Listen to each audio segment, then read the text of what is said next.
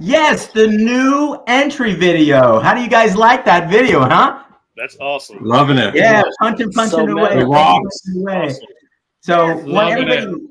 entry video. How do you guys like it? Oh. Everybody, welcome to the Comic Book Crowd, episode 13. I don't have enough fingers. 13. We have a really great show today, and we have our usual suspects here. We have Wayne. Hey, Wayne. We have Matt. We have me. And we have two of our best subs with us. Don, Sully Two Kings. How you doing, Don? I am well. Again, welcome back, sir. Good to see you. Thank you for being. Oh, thank you. I will talk about that in a second. And Pretty Fly for a Filipino guy. Right. The main man on DC Watch. And if you are like Matt Woods and have not watched any of the DC Watch videos yet, get on the ball. Those things are hot. And if you're a Marvel fan, watch it anyway, for Pete's sakes. What's wrong with you? Come on. Come to the good side. That's my entry, guys. So hopefully everybody thinks. So let's take a look and see who's with us today. Let's see. Day after Thanksgiving, people are probably still eating turkey like me, you know. So we have Wellbore was here. He made it. Well done. We have Paul, Psychedelic Comics. Good to see you. My DC brother, Chris Bigger. He's watched all of them. I can guarantee you that. He's here today too. Let's see if we have anybody like else. Some people. Master and Madam Blaster Comics. Blasters. Seems like they can make it on the live chat, but not on the show. Yeah, I think something's going on here. For some reason, you know. And what is he saying here? Big Spoon needs more salt for Chris. Maybe the Yeah, thought Trev. of Broadway. Keep it on the DMs, fellas. Euro is here. Trev. Mark, my man. Yes. I love my interchange with Mark. Canada representing. We come from the same type of idea with comic books. Gary B, the casual comic guy. Now, I finally, when I got back, I tried to catch up with some stuff, and I saw the video you put up about you and Matt Woods in Rochester, and boy, was I jealous. I never met him. I never met Gary. Oh, that's right. Yeah. You were not on the same video together. That's true. You know. That was somebody else. Naman, good to see you, my friend. I'm glad, and thanks, Naman, for supporting my mystery box for charity stuff. I'll be talking about that in a minute. Let's see. Hey, Wayne. Hi, guys. We had the pleasure of meeting Blasters at Garage Con, and that was one of the highlights. One of the highlights. Okay. Hey Joe, can we kick the Jackson Roykirk out? I was gonna say he's a pain in the butt all the time. I was just gonna say he's here for Matt Woods, and let's see what he's gonna say about him now. You know, that's it. Let's see if we have anybody else that I missed here. Daniela's here. Daniela. Hi. Hello. Good. I think I got everybody for now anyway. So I think we're good. So let's start off with, let's see if I can do this the right way. This is kind of weird. I don't get this all the time, but let me see if I can get this right. Yes. Whoa! All right. Nice. So I was on a 2-week cruise. I suffered through a 2-week cruise, all for this. One of the stops was Egypt. Wow. And one of the excursions, as they call it, was a trip to Giza to see the pyramids and the Sphinx. It was something I always wanted to do. And at my advanced age now, I didn't think I was going to be able to do it. So I suffered through a cruise with 3,000 other people to get to this. And I have to tell you something. It was just amazing. It was just amazing. Here I am in the Sahara Desert.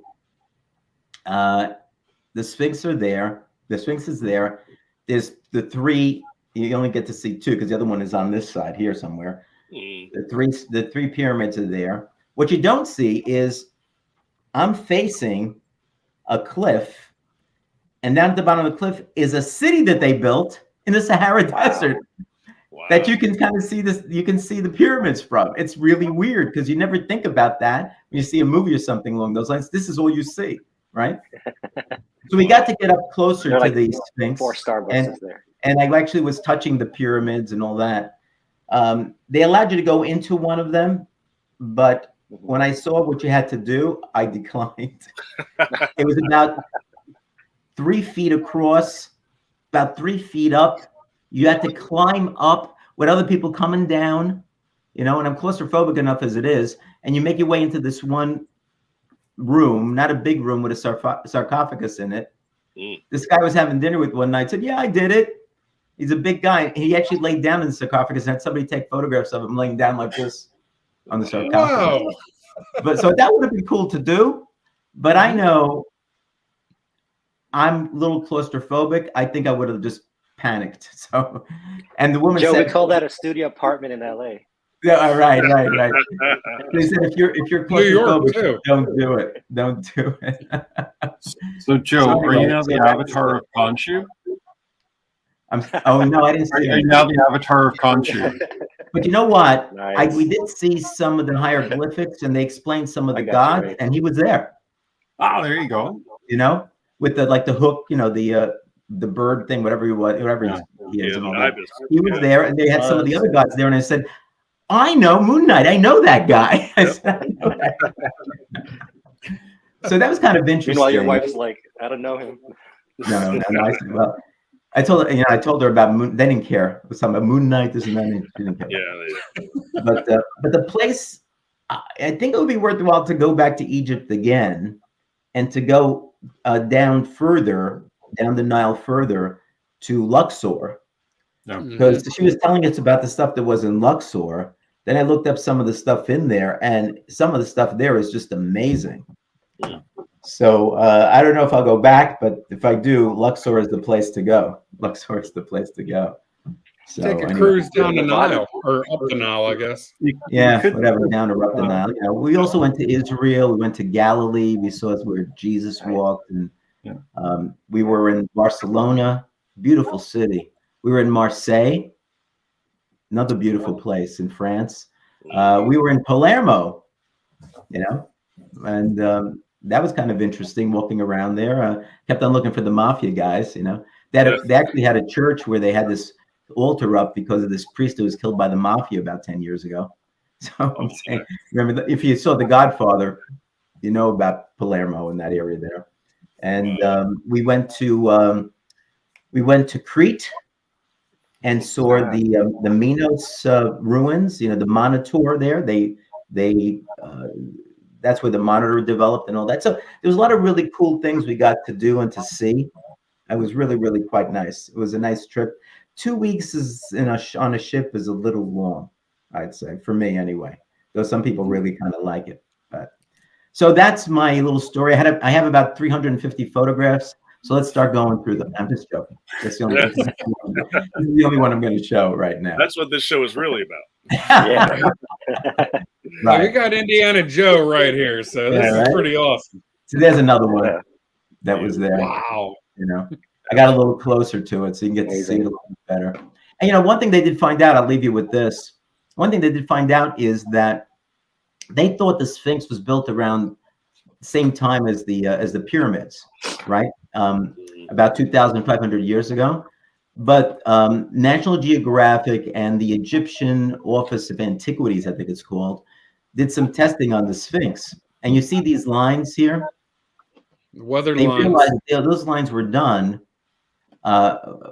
due to ice flow. And so they dated the Sphinx during the Ice Age in Egypt, which was 10,000 years ago. Wow. Interesting. So they think this Sphinx was there, and they built the pyramids only because the Sphinx was there. They didn't build the Sphinx to protect the pyramids. They built the pyramids because the Sphinx was already there. Wow. Interesting stuff, right? Anyway, so that's my little bit of history for you guys in any event. So, I mean, I'm kind of glad I went. It was kind of fun to do. No, and So Joe, ancient apocalypse. Yeah. Joe, Wow. Joe, Go ahead. while you were in Israel, did you get to find out where Gal Gadot lives? No, but I was looking for it like crazy, you know. Because that's the only Only reason why because I wanted to get an autograph for you, Pretty Fly, you know. But I do have 7 more photographs of her for the next 7 days of Gal Gadot on my Instagram page. So everybody who's been waiting for that's coming up soon. Coming up soon. Joe goes halfway around the world to stalk somebody. I know, right? Hey, she's worth stalking. What can I tell you? What can I tell you? Respect the Can't game, argue man. with you. Respect the game. So anyway, so one thing now is that I just want to bring up one more thing before we get to the topic here. Let's see, which one of these things is it here? Let's see, I think it's this one. So my latest video, which posted on Wednesday at 6 p.m. is this one. Be a Hero, Change Lives, Buy a Mystery Box for the Tunnel to Towers Foundation. 15 mystery boxes, including a slab, which, let's see what happened here. A chance to win a slab anyway.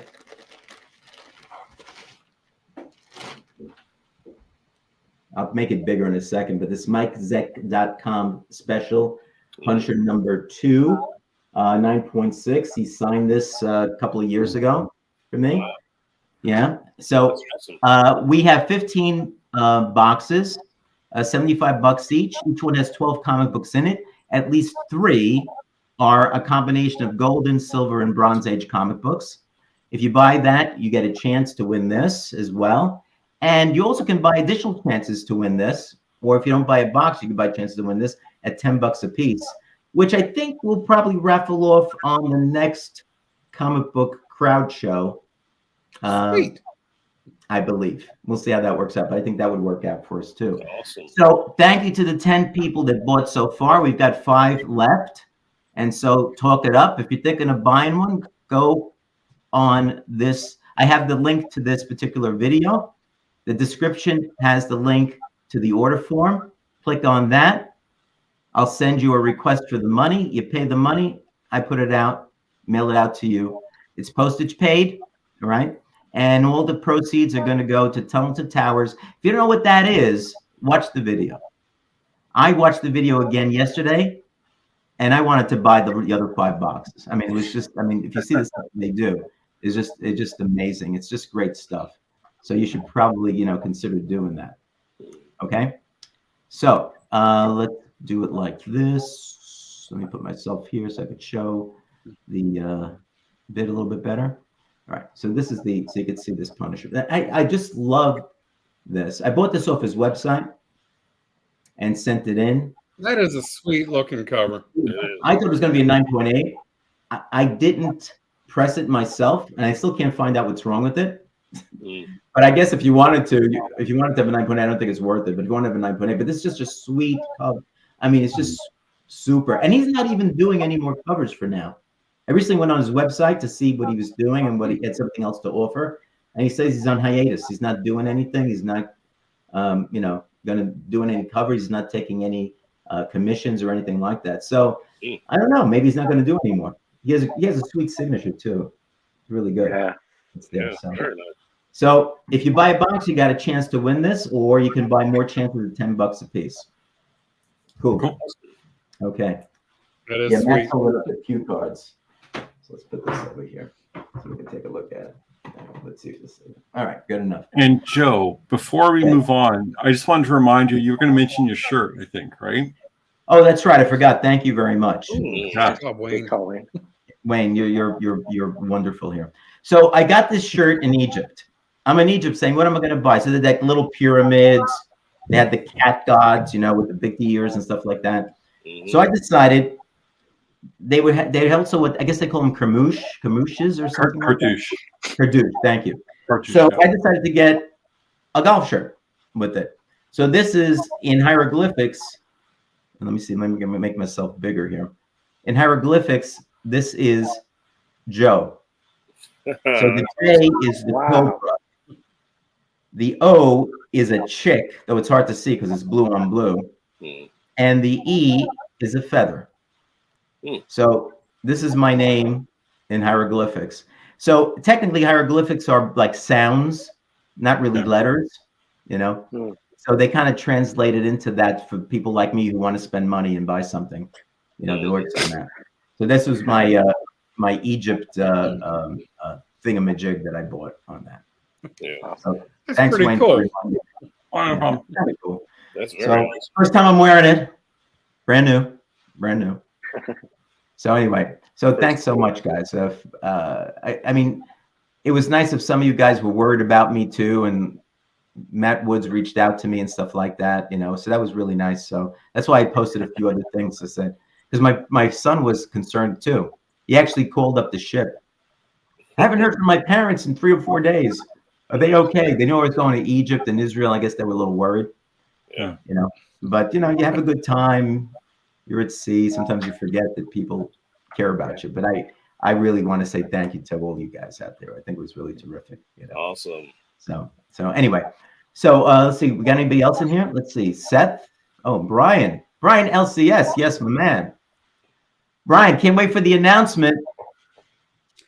Amba Community Awards coming up soon, right? December 3rd? December 3rd. 3rd? This show is one of the nominees. Yeah. Along with the Blasters, though. Yeah. The same category. So I don't know. I think you should combine both. That's a hard category, man. I know. There's other great stuff on there too. You know, like Only Slabs and a bunch of others. But I think Brian, you should combine the Blasters and the comic book crowd and give kind of a dual award to it because, you know, double dip. That's my It's feeling. only fair. It's my feeling.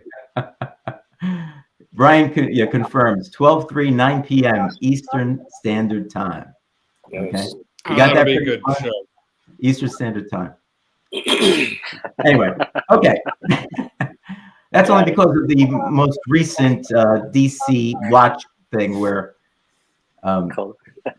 we have little skits during the time and during the thing, and Pretty Fly had a pretty good skit about not realizing the difference between Eastern Standard Time or Eastern Time and Pacific Time, and it was pretty cool. Did a great job. Yeah, art imitating life.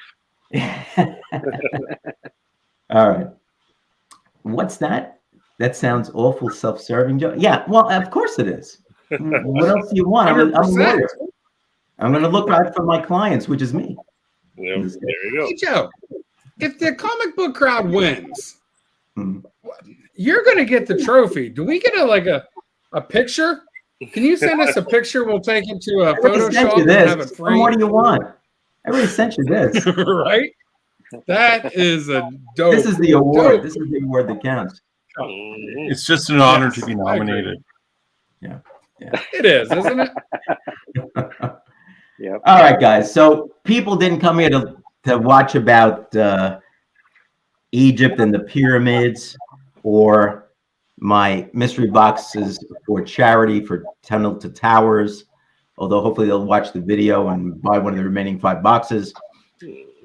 We have an interesting title today, and it's basically called Balance. And we're looking for what about life and comic book collecting? Now, I don't know about you guys, but I've gone through ebbs and flows with respect to things. And my 72nd, can't believe I'm saying this, but my 72nd birthday is coming up in January. And I always have I've had 2 birthday videos so far. And I'm thinking about this one very, very deeply because I think it's going to affect the way I collect comics and what I do. And so I thought this topic was really a good one here with respect to that. So I got some ideas I'm thinking about, but just thinking about, what do you guys think about this topic? Have you come across situations? I mean, some of us have have collected comics, stopped collecting comics, started collecting comics, stopped collecting comics. Obviously, things happen. So let me open it up to the crowd. Anybody? Let's get the discussion started. What do you think? I went first last show, so I'm not going to go first this one. I can start. Yeah, go ahead, man. I think especially since some of you know that I've had some struggles with collecting in the last while. So it's less about balance, is more about finding new priorities in life. I really for the last year have been having issues with caring about comics and collecting. It was something that I'm one of these people, I run very hot, very cold. So if I'm passionate about something, I'm all in.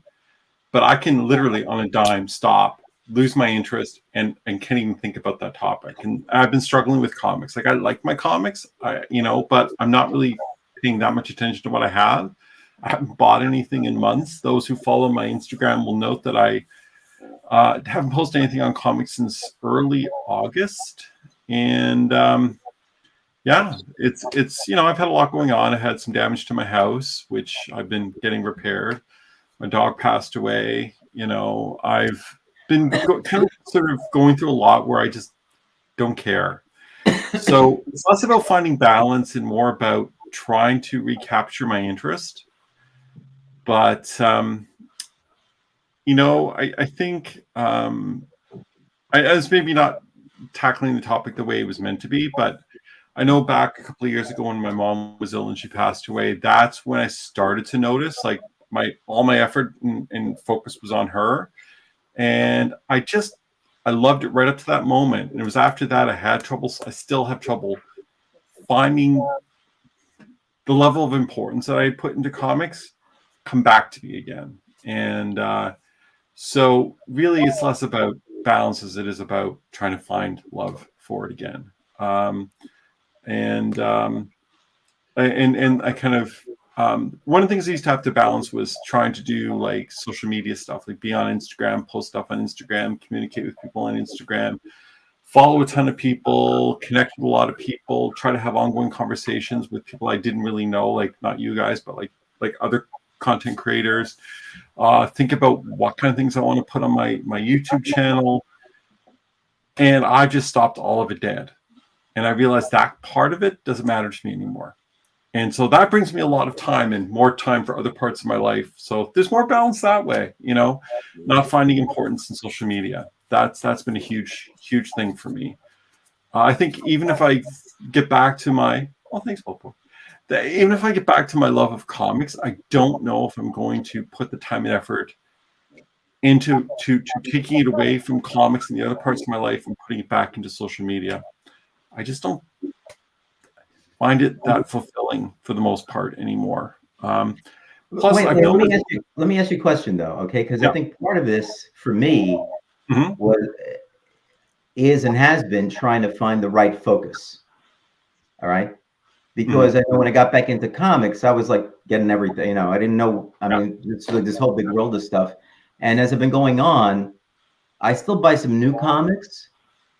But I don't have a pull list anymore. I have a couple of things that I say this looks pretty good, and then I'll buy. And most of them are kind of like limited series type of things that are there with respect to that. So my focus started to change quite a bit, and even the videos on my channel started to change quite a bit.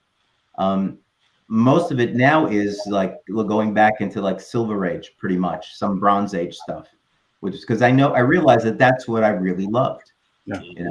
And even some of my espresso mail calls, there are some new comics, but mostly it's stuff that I've been looking for, and I pick out that's something older that I wanted to have in my collection. Yeah. And so I'm not sure that's what I'm going to do going forward, because I'm still kind of analyzing it a little bit in my head.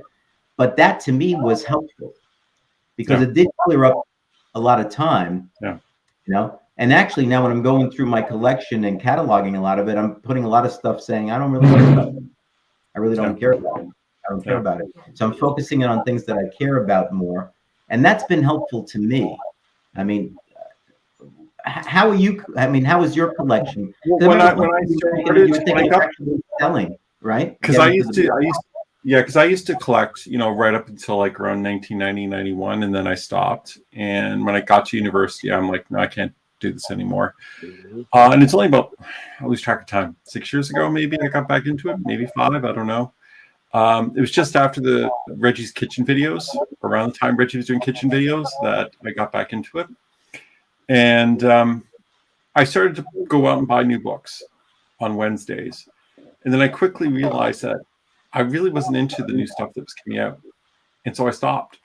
And then I focused all my purchasing and buying on stuff that mattered to me, which was mostly Bronze Age, some Copper Age, and starting to trickle back into the Silver Age. I'm getting more and more Silver Age.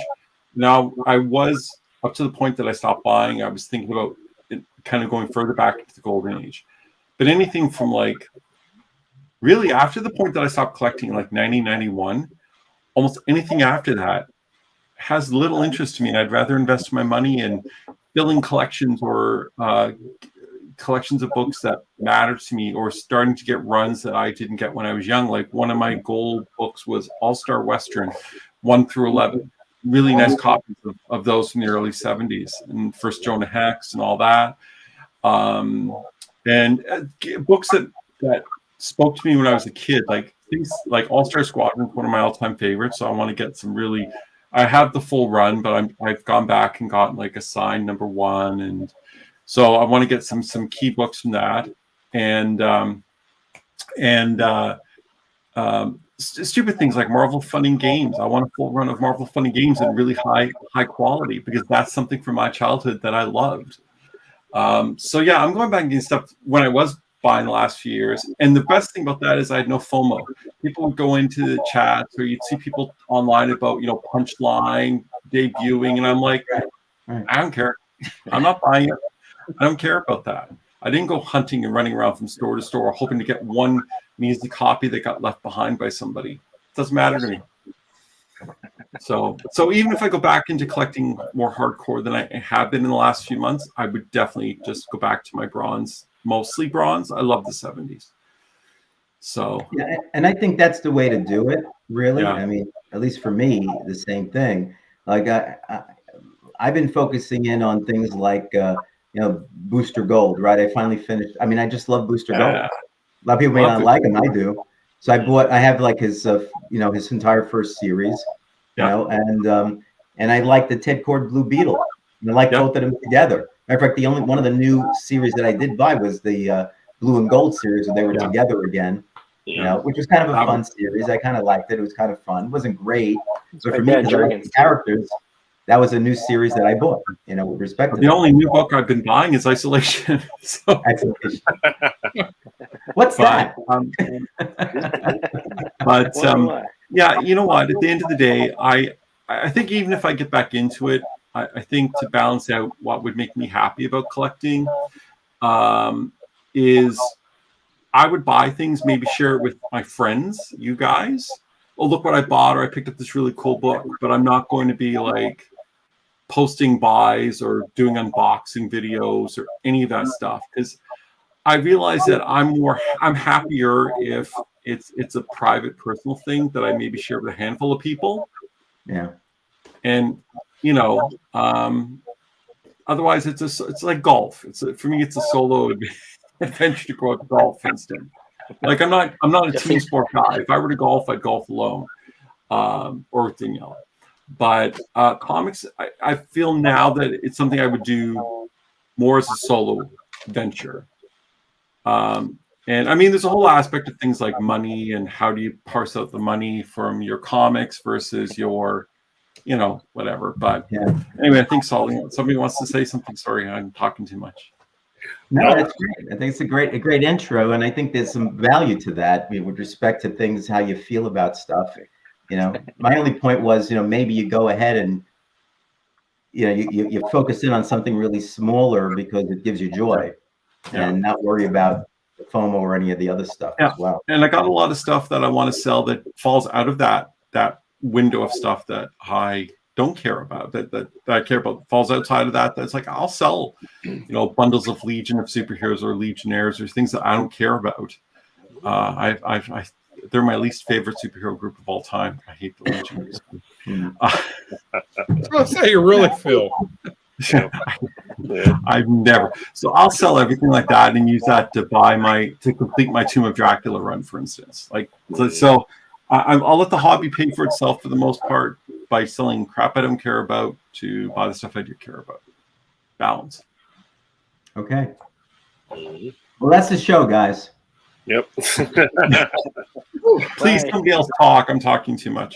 No, you're not. You're not. No, You're giving us good That was value. Matt. Oh, you have great insight. It's yeah, it's, absolutely. people. That's what the whole topic is. Yeah, from the chat. Yeah. People agree and can Yes, can relate Mark. to what you say. I'm never selling the black hole number 4. It's beyond the black hole. It's a Whitman. That's the other thing I love. You guys know I love my Whitman. So I will continue to buy my Whitman variants that if I see them and I can get them, especially the rare ones, I'm buying them. Like Beyond the Black Hole 4, which I'm never ever selling or giving to Mark Andrews ever. Sorry. It was in my stocking when I was a kid from my parents. Mm-hmm. So I got a super duper one of the rarest Whitmans ever in my stocking.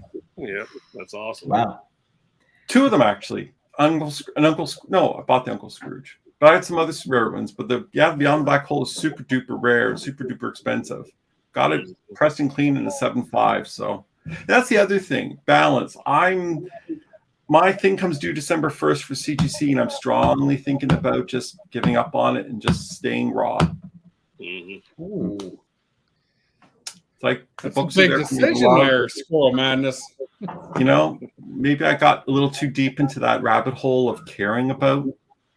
So I'll have to see. Yeah, I mean, look, I think most of our collection is not slabs, but as we all grew up, probably in the 80s, 90s, somewhere in that era, there was no such thing as slabs.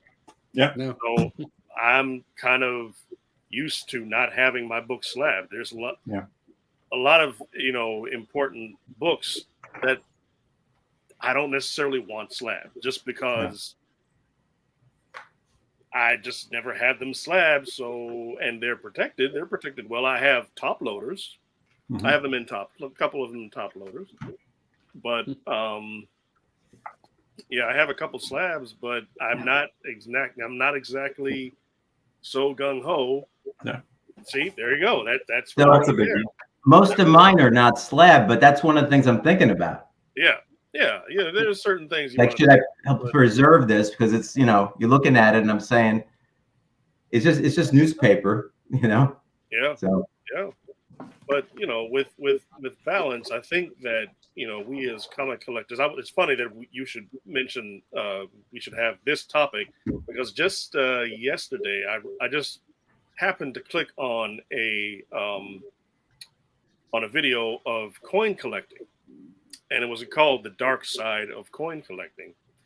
And they said, and I forgot the channel, but it was very informative. I was just clicking on it just because.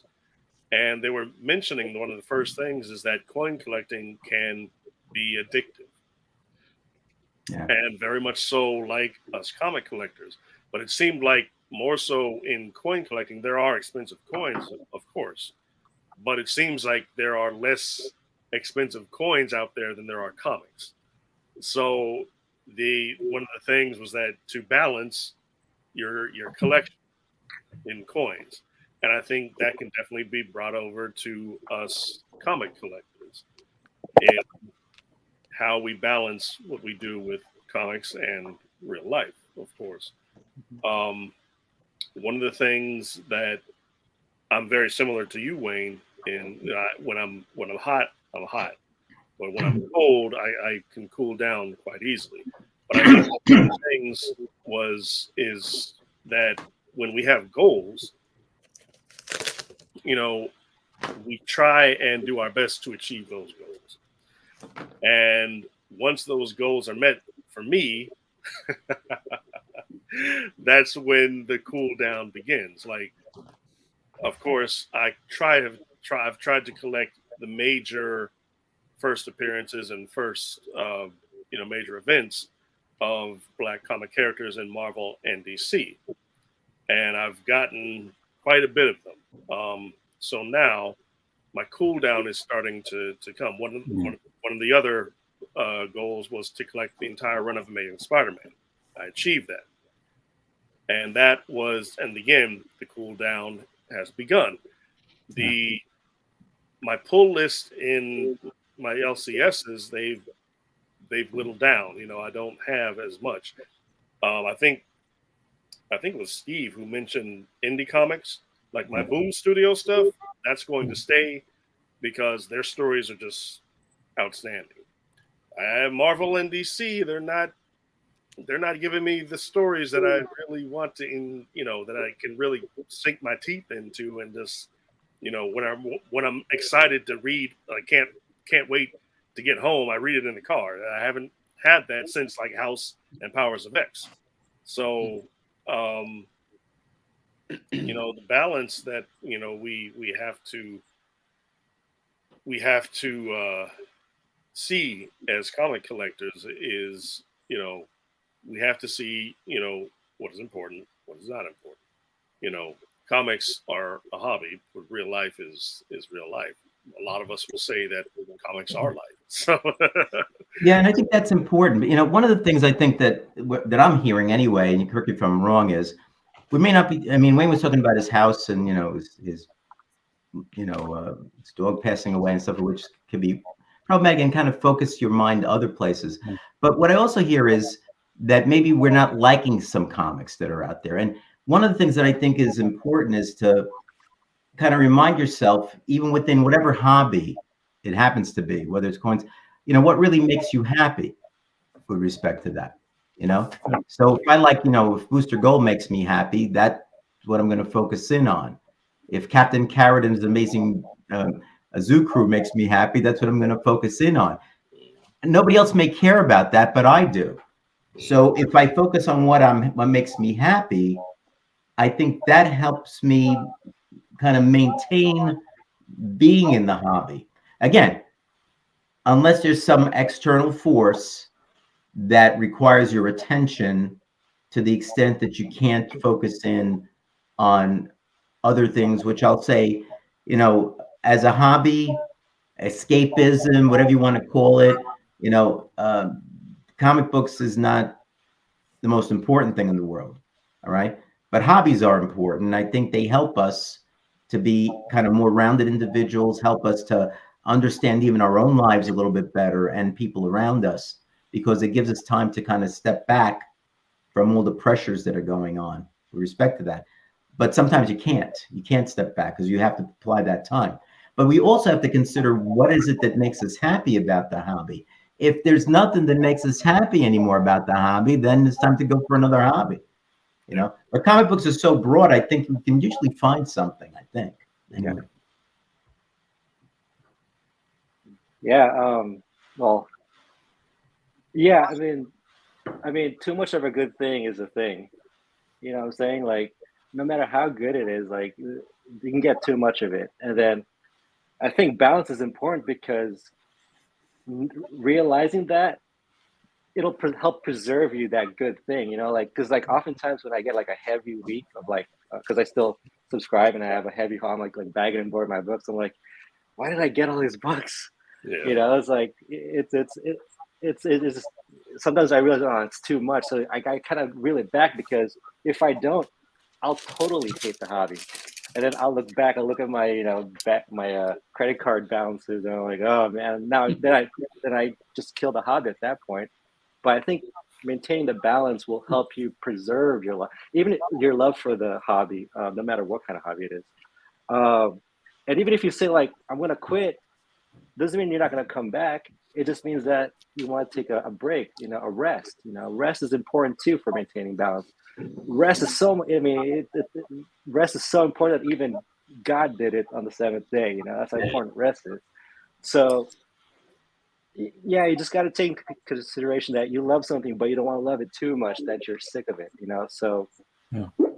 So what I started to do now, like, I'm on the opposite side of Wayne, where my favorite is the modern era of comics, because I'm a 90s kid, and a lot of the 90s stuff are coming back. Even DC is bringing back the Wildcats. So it's even harder for me, because I love the new stuff that keeps coming out, So I'm like, oh, I want this. Oh, Dan Morris is going to be doing Shazam. I want all that. Lieber Mayhew's coming out with a series of books, or he's doing the cover for Detective. I want all that. But at the same time, once I have all the stuff, I'm like, why did I do this? So part of the hardest thing about balance is the discipline of maintaining that balance. And I look back to my other love, my other hobby, which is martial arts. And one of the things that my instructor taught me was that, yeah, just like that, Matt, exactly like that. He taught us a valuable I have a lesson black that- belt in Tai Chi, by the way, so watch out what you say. Where you got it at J.C. Penney. Sorry, guys, my audio went out, so I didn't hear anything that happened just now. All right, it's not that important. But anyway, but my instructor taught me that for you to find balance, you have to know what it's like to be out of balance. And then he shoots a double leg takedown and takes me down. But my point though is that sometimes we have to have that realization that, oh, I spent too much money on books.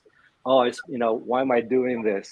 For you to make a realization that, all right, it's time to reel it in. Start making plans of how to stay in balance. For example, like I love the current stories. So what did I do? I subscribed to DC Infinite, and I subscribed for their ultra tier, where I get the new books 30 days after they're released. So at least now I don't have to keep buying a bunch of issues that I'm just gonna read and it's just gonna end up in my box, because no one else is gonna want them. Not, especially Wayne, not Wayne. Nice. But you guy's you have savage. to plan how to stay in balance, and you have to stick with that. You have to have the discipline to stay on it. And like I said, sometimes you'll fall out of balance so that you can come back in balance. So, this is stuff that we have to think about, because comic books is everywhere now too. It's it's on TV, it's on the movies. Sometimes I have to watch non-comic book stuff. I have to watch House of Dragons or something, or This Is Us with my wife. So I mean, yeah, you have to, if you want to keep loving this hobby, you have to maintain balance. Well, but one of the things that I think is important is you have to enjoy it, though, too. Yeah, If definitely. the enjoyment level comes down, if you can't find it's such a large potential hobby, and Pretty Fly, you're right. I keep on mentioning this, but we have that great DC Watch show. And the point of that is, and I have to say that for myself, when Bendis took over Superman and Action Comics, I lasted maybe 2 issues and I was out. Yeah. And as I mentioned, I think to some guys here or whatever, even though he's not involved anymore and they're talking about this big return and he's going to get his secret identity back and all this, Yeah. I don't think I'm going to pick them up again. But I was damn excited that at the end of Black Adam, Henry Cavill was going to be back as Superman, So to me, the movies, whether it's Marvel or DC, has taken up quite a bit of what I used to feel from the comic books, And so that allows me now to say, I don't care about this anymore. Maybe I'll pick up a trade if I think it's worth it or whatever. And I've picked up a few here and there of stuff that I wanted to read. But to me, it's like the movies and the TV shows have taken kind of the bite out of this entire kind of comic book genre. And it makes the comic books maybe not as important to me and or as enjoyable to me as it might otherwise have been, at least the new ones in that respect. I mean, I still like going back to the Silver Age, filling in some pieces, the Bronze Age, filling in so some many new pieces, good stories, though. But Well, they might be, but if I don't know they are and I don't read them, I don't miss them. No, totally. It's subjective. Because I love the current Batman run with Chip Zdarsky. It's it's so awesome, and I love the Elseworld. But just to stay in balance, I do pick up some Marvel stuff. Don't tell Dave, all right, Joe? Don't tell Dave. I do pick up Zdarsky's Daredevil, and I'm loving Shang-Chi, and I'm about to crack open Punisher. So just to stay in balance, because yes, Sure, there can be too much DC on my reading list. I gotta stay in balance and pick some indies, and Firepower is awesome, So yeah, so like I said, there could be too much of a good thing, and then you start hating it, So They gotta. Well, it's interesting because saying about movies and TV are kind of feeling some of that feeling that takes some of the feeling from the books and fulfilling it through other media. I'm actually the opposite. I just feel the same way about movies and TV as I have about comics. I think I'm overwhelmed by the sheer amount of stuff that's coming out and the frequency of it between TV and movies to the point that I've stopped watching everything. I stopped with Thor. I haven't watched Thor, Love and Thunder. I haven't watched She-Hulk. I haven't watched Ms. Marvel. I haven't watched Wakanda Forever. I haven't watched Black Adam. And at this point, I have no plan on watching those or anything after because I'm like, it's just too much, man. Just if there was like 1 or 2 comic movies a year, it's a special event. But it's 1 a month. And it's like, that's not special anymore. And I don't care how big your narrative is. I can't. I just can't. Yeah, too much of a good thing. Yeah. You know, it was like what the Endgame saga was like what 27 movies long, right? Yeah. Right. So that's a lot of movies for a single narrative. Now the DC wants to up their game and try to start creating that extended universe again. Like that they're going to start like ramping up the production schedule, and it's like, no, stop, man. But you don't have to watch everything, though. Oh, that's it. I'm not watching anything because I'm like, I mean, that's like buying comic books, which I did when I first got back in, and saying I got to get every variable cover. I've got to get every copy. Civil War, I got every issue. I told the story before. I have every issue of Civil War and all of the whatever they call it, the other comic books, that are in there. And, right, and I told the story that I missed She-Hulk #8, which was part of it. I told the story before. I missed the first edition and had to get a second printing. And then I went on eBay because I was going crazy. I had to get that first, and I bought this guy was selling 1 to 10. I bought 1 to 10 just so I can get that #8 first printing. So I got all of that, but who cares really? You know? Yeah. So I mean, to me, that's part of what I realized a while back. I can't pinpoint the date. And I said, same thing with Spider-Man. I mean, I love Spider-Man until number 55, you know, but I still collected them. And, you know, the new run is okay. I started reading again with #1. But to me, I was buying pretty much every, cover, pretty much, or at least 4 or 5 or 6 of them, because sometimes they'd come out with 20 of them.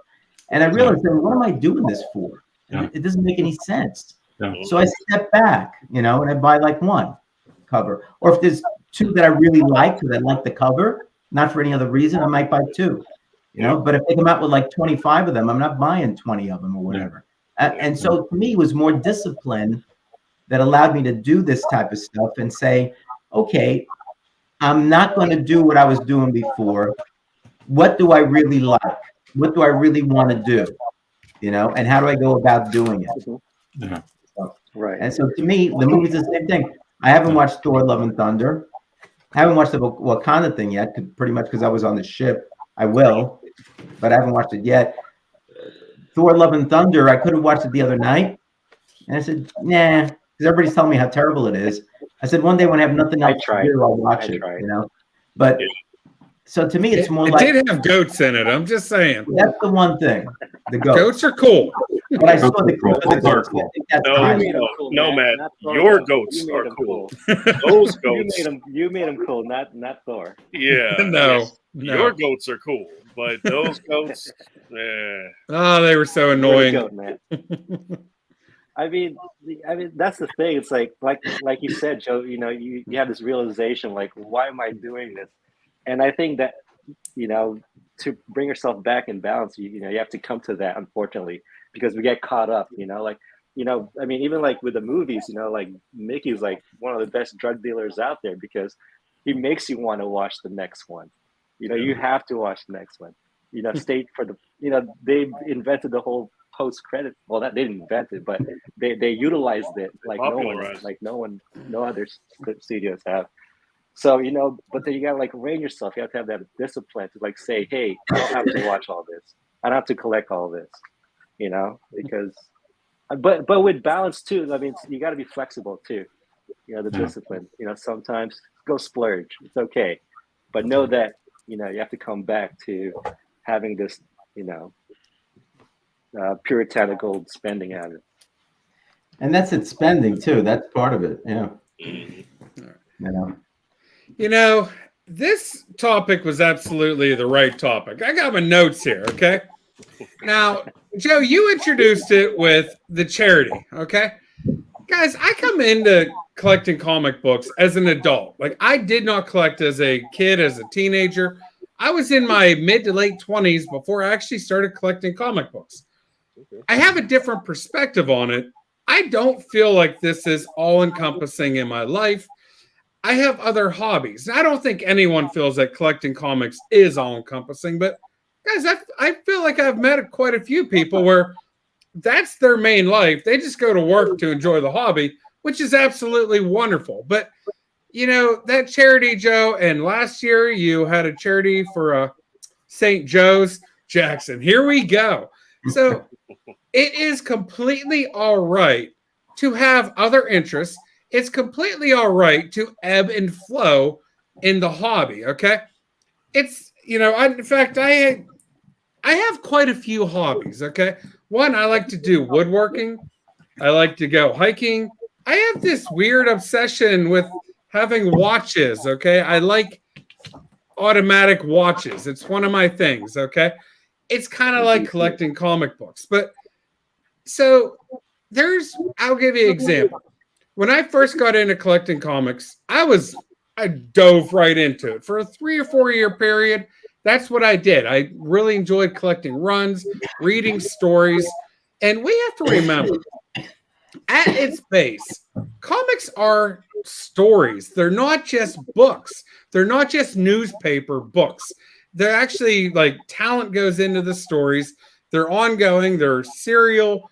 And guys, you read Batman, Superman, we're talking close to 80 years, or actually, forgive me, over 80 years of lore that is going into it. And so it's all right to get wrapped up into this story and enjoy comic books for that purpose. But even if you are a reader and that's what you do, there's different types of reading. There's novels. I mean, my goodness, Stephen King has made a serious, nice living putting, you know, typewriter to paper and writing these fantasy stories. You can read other things other than comic books. And even though in comic books there's lots of genres, there's also other genres outside of comic books.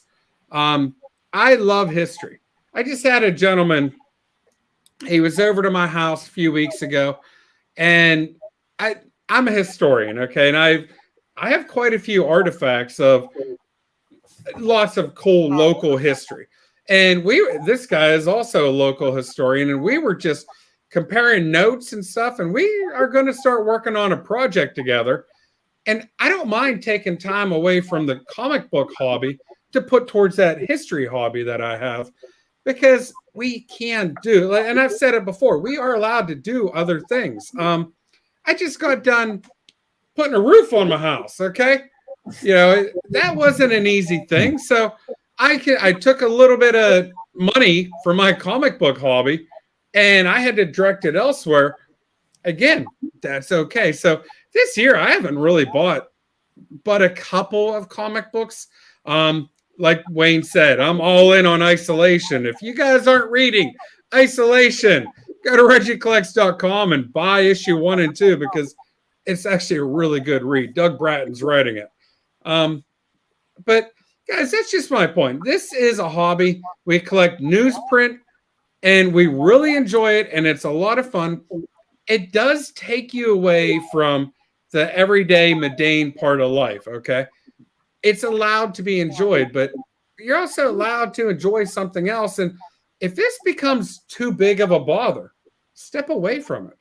Whenever my son was born, I kept a pull list, but I probably didn't read a comic book for 5 years. I had a small pull list. It wasn't a whole lot. I kept my main titles. A full run of Spawn. I don't have a full run of ASM, but I do from about issue 100 on. You know, I was keeping my main runs, but they were just coming in the mail because I have an online LCS, and I would file them away. But issue 2 is pretty cool, Trev. You're going to enjoy it. Yep. Anyhow, I would keep those runs going, and I would file them away because I knew, even though it wasn't in the comic books when my son was born, I didn't have the time. I knew that I was going to get back into it, and that was fine. So whenever I did get back into it, and I never truly left, but whenever I got really into it, I was ready to go. I had the books I needed to read and keep the hobby going. But hey, one of these moments, I'm probably going to lose a little interest. That's all right. You know, I probably won't step away from social media and interacting with people because I really enjoy that. I definitely need to get back to making YouTube videos because I've been pretty lax on that. Thanks, Dawn. But we talk about other things. Last winter, I was coaching basketball. I'm in the Air Force. I'm in the Air Force Reserve. This spring, I coached softball. I had a lot of things going on. I would leave work at before 7 in the morning, and some nights I'm not getting home till 10, 11 o'clock at night. Comic books and YouTube took a backseat to real life, but I'm not coaching anymore. So I might have the ability to get a little bit more active with the YouTube game and with comic book collecting. And Conan won't buy itself. No, I might be the only one buying Conan. Me and Jackson down in the chat. Keeping the entire industry afloat for the Conan stuff. That's right. Yes. So one of the what I'm hearing, I've heard this a couple of times. So one of the main reasons that people read comic books, at least, and about collecting, is they offer kind of escapism, from real life, I guess. Because things. I mean, I am retired, but I was just talking to somebody the other day on the ship about another lawyer. He's about my age, but he's still working because he really enjoys it. And I said, I really enjoyed it too, but the time came for me to do different things, and I've been doing different things. And you're right, Matt.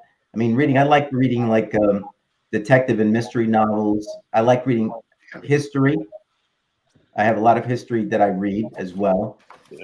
And besides that, down in Florida, I joined the singing group because I was a fair singer, and this afforded me an opportunity with some people that actually know how to play instruments to be able to sing, and people seem to enjoy it. And I also do some stuff down in Florida, and they do some stuff over here that's kind of local to the group, to the area with respect to that. So I think that all those things kind of offer me the ability to say, yeah, I had a good career. I loved what I was doing. But during that time, it was difficult to do all these other things. And now I get a chance to do some of these other things. Right. Comic book collecting and a bit of the reading that I do with respect to that, it's just part of an overall, I guess, lifestyle that I've been developing for myself.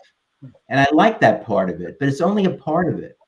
The YouTube stuff, I was at one point in time, I was chasing subscribers. So I was putting out like 3 videos a week. And then I did the same thing. I said, what am I doing that for? It started to not become enjoyable. I know. You gotta dance in TikTok. I hated it when I stopped that weekly show on the covers. But you asked me, I remember you texted me and you said, how does it feel not to have to do that anymore? And you remember what my answer was to you? I said, it's liberating. Yeah. I felt liberated, which enabled me to do other things like that Marvel, DC versus Marvel thing that I've been working on. Or I love Neil Adams, and I was talking to my best friend about Neil Adams a little bit. And then somebody asked me what type of Neil Adams covers you think. So I came out with a video. These are my 10, I think it was 10, right? 10 definitive Neil Adams covers that I would love to have. I have some of them, but not all of them. And, talking about collecting, that might be something to focus in on. Because I come up with 10. I like those 10. Maybe at some point in time, I'll say, hey, I'm going to pursue that. Rather than having spending like $100 a month or whatever on comic books, new comic books to come out. That to me would be more important.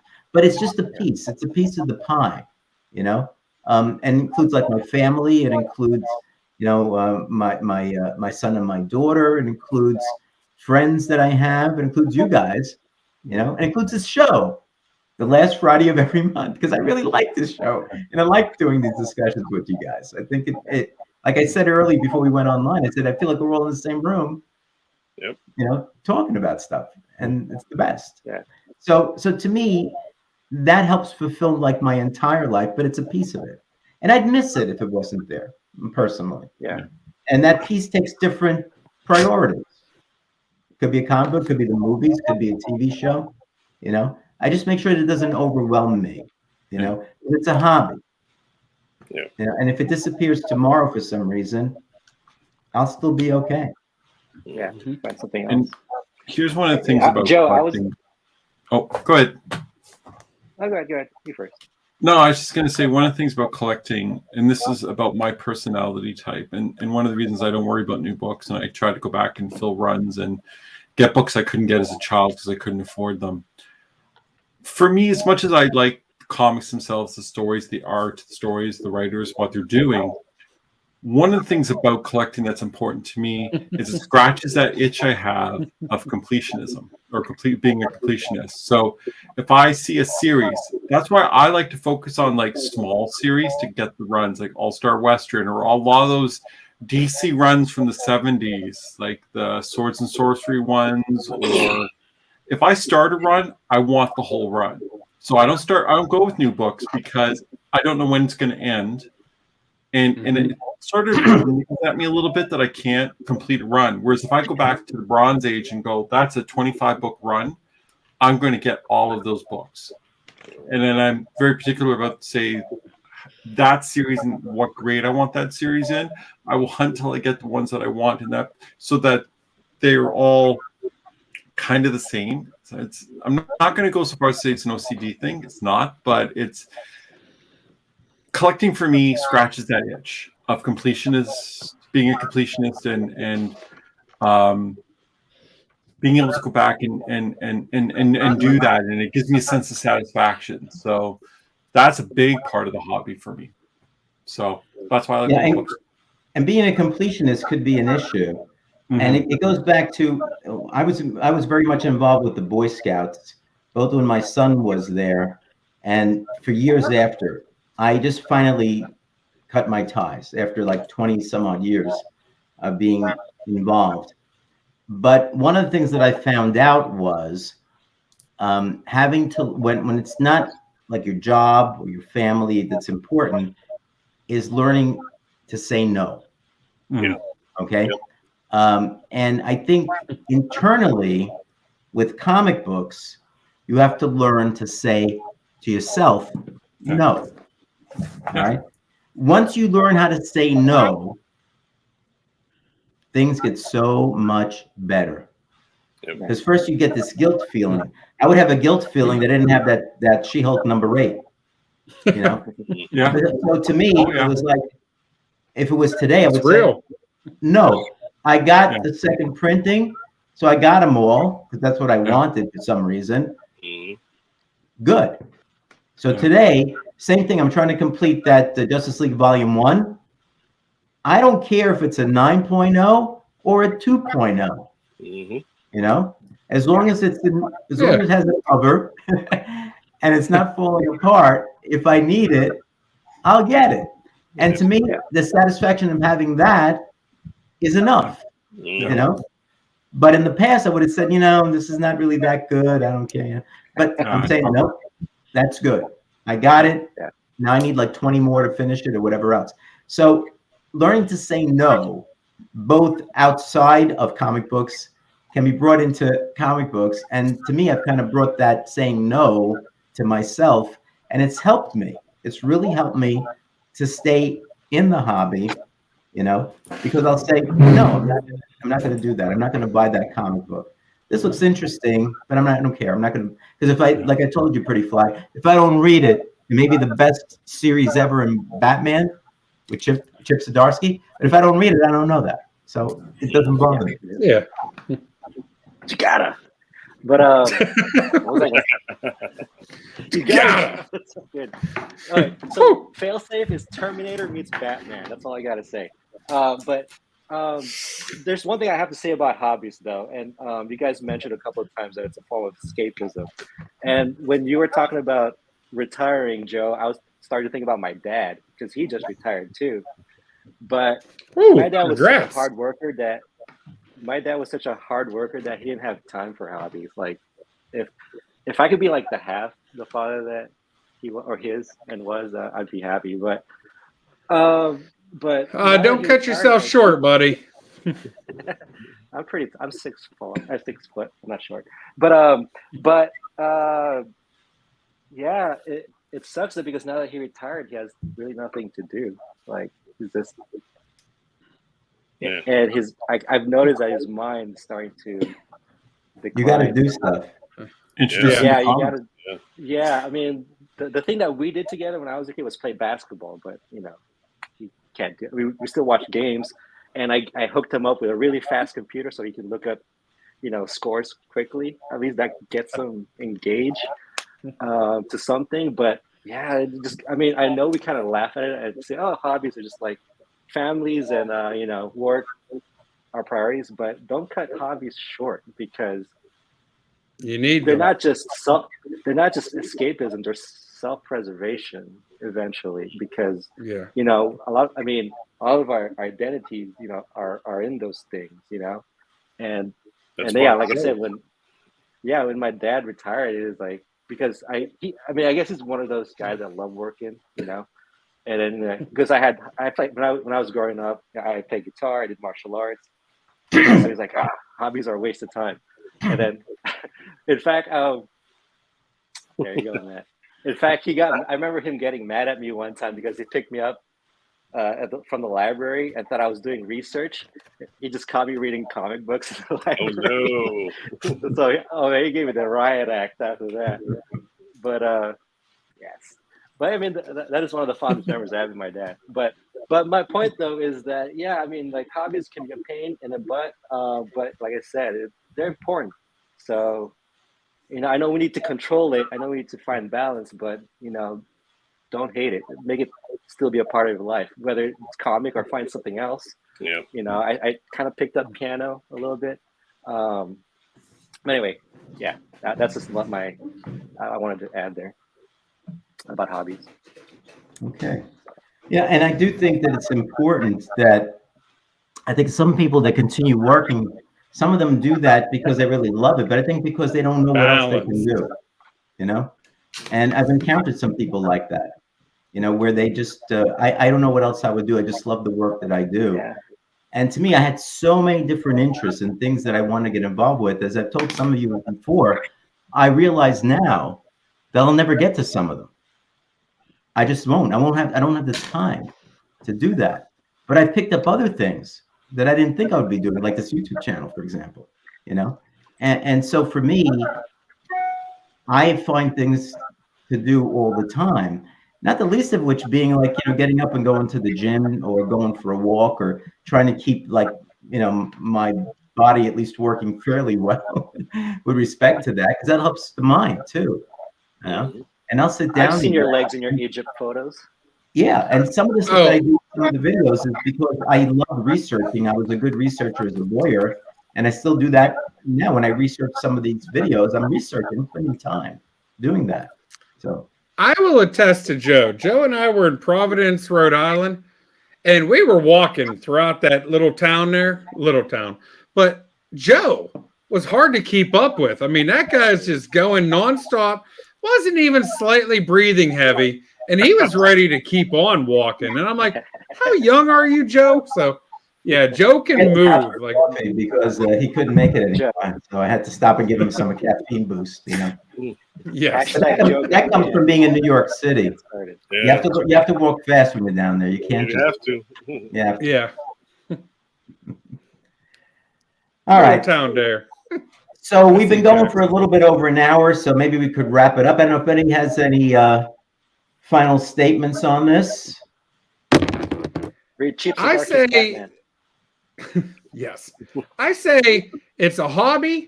Enjoy the hobby for what it is. It's a great time. It's a great adventure. But if you feel yourself slipping away from it, don't be ashamed. It's still here whenever you want to come back. So, just enjoy life and just always be busy, whether it's physical or mental, it doesn't matter. Just always be busy. And remember, it's always there for you for it to make you happy, not the other way around. Yeah. That's right. That's right. All right, guys. So I think this is a pretty good discussion. As usual, we've solved nothing, but that's okay. That's okay. That's for other people to do. We got balance, though. That's what we need. That's right. I know. Look at that. And I'm sure, Joe, and I'm sure we've made enemies of a bunch of LCS. Like, we don't want them cutting down. We don't want this balance. Bye. Well, you know what? Stay It's out of balance. It's good stuff. It's good stuff, and I'm sure that there are a lot of really good stories right now. But part of it for me is also that the comic book companies have like soured it on me only because of all these covers and all that. It seems that selling them and having multiple variants are more important to them than some of the stories that are there. And Matt Woods and I have argued this before about the way stories are written now, where they might as well be written in a book form with some pictures on the side, because that's not what comic books are to me. But the new comic books with all of the there's no thought balloons anymore. It's like just written there in a square with a picture of Supergirl or whatever down there, and it's okay. But to me, I'm saying write a short story, like used to have in the old Marvel books before they became superheroes, or the old Charlton books. They always had like a 2-page story in there too. That could have been a comic story, but it wasn't.